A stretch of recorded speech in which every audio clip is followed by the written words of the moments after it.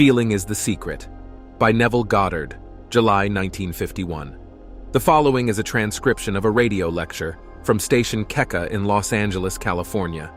Recently, I asked a very successful businessman his formula for success.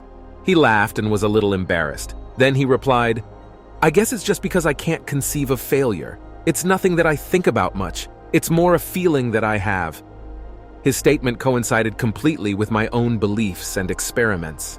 We can think about something forever and never see it in our world. But once let us feel its reality and we are bound to encounter it. The more intensely we feel, the sooner we will encounter it. We all regard feelings far too much as effects and not sufficiently as causes of the events of the day.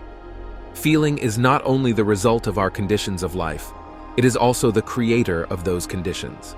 We say we are happy because we are well, not realizing that the process will work equally well in the reverse direction. We are well because we are happy. We are all far too undisciplined in our feelings. To be joyful for another is to bless ourselves as well as him. To be angry with another is to punish ourselves for his fault. The distressed mind stays at home though the body travels to the ends of the earth, while the happy mind travels, though the body remains at home.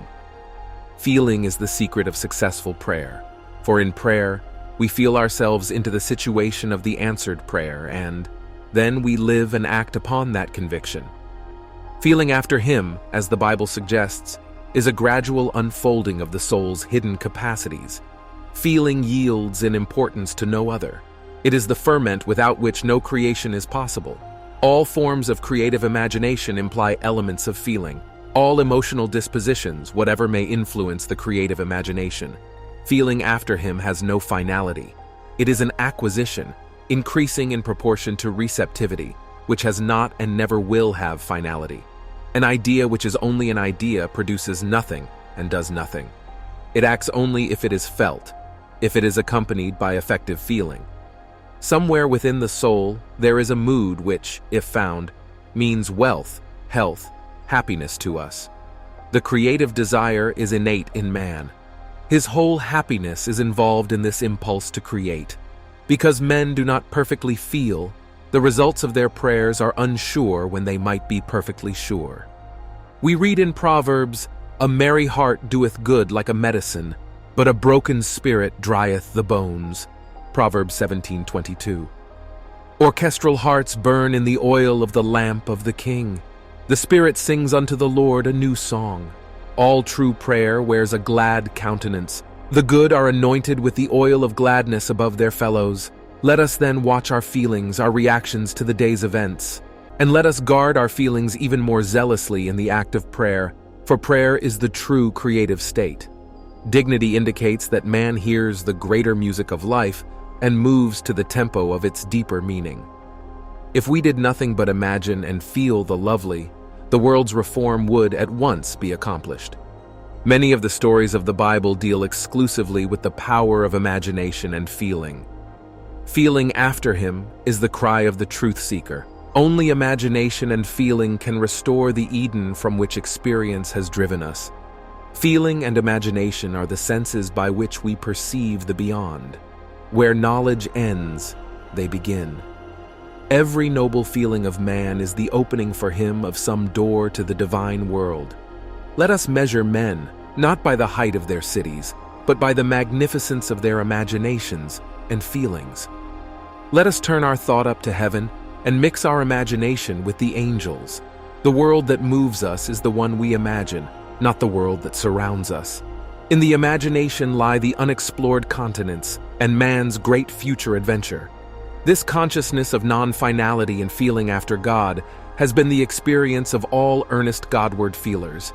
They realize that their conception of the infinite has constantly deepened and expanded with experience.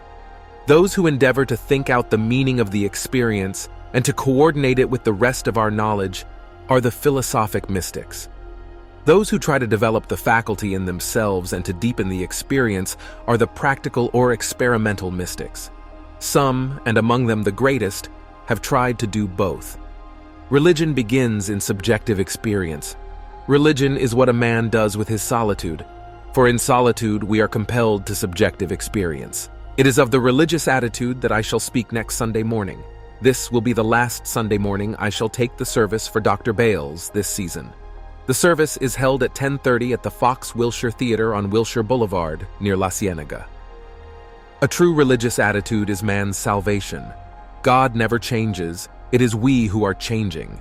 Our spiritual eyes are ever getting keener, and this enlargement of truth will bring us an ever-increasing inner peace.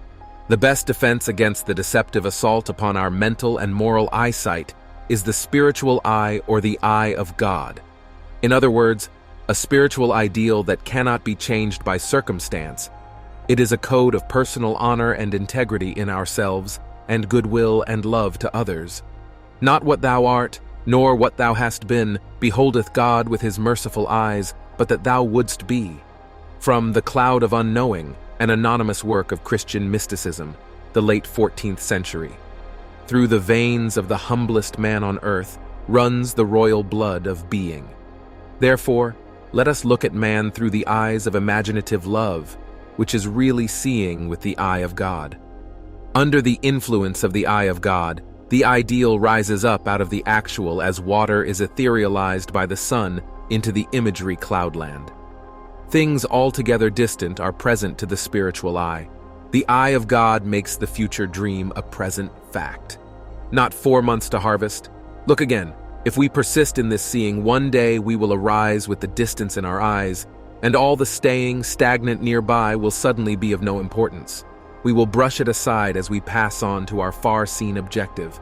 The man who really finds himself cannot do otherwise than let himself be guided by love. He is of too pure eyes to behold iniquity. Our ability to help others will be in proportion to our ability to control and help ourselves. The day a man achieves victory over himself, history will discover that to have been a victory over his enemy. The healing touch is in an attitude, and one day man will discover that one governs souls only with serenity. The mighty surrenders itself fully only to the most gentle.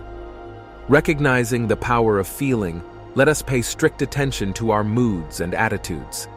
Every stage of man's progress is made through the exercise of his imagination and feeling. By creating an ideal within our mental sphere, we can feel ourselves into this ideal image till we become one and the same with it, absorbing its qualities into the very core of our being. The solitary or captive can, by the intensity of his imagination and feeling, affect myriads so that he can act through many men and speak through many voices. Extend your feelers, trust your touch, participate in all flights of your imaginations, and be not afraid of your own sensitivities. The best way to feel another's good is to be more intensely aware of it.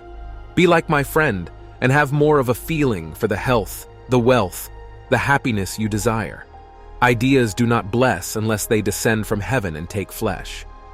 Make results or accomplishments the crucial test of true imagination.